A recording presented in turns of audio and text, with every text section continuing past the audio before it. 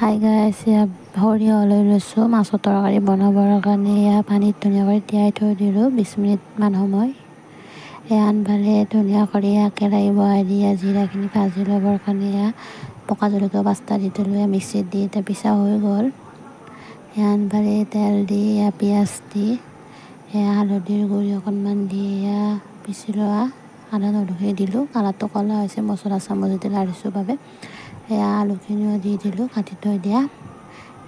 পকা জলকীয়া আৰু জিৰা গুড়িখিনি দি দিলোঁ। বেৰখিনিও দি দিলোঁ পিচি থৈ দিয়া।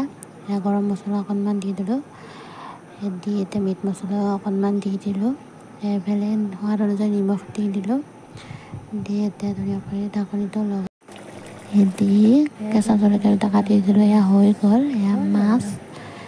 ভাত শাক, মাছৰ সৰিয়হৰ তৰকাৰী, কেঁচা জলকীয়া এটা, পিঁয়াজ।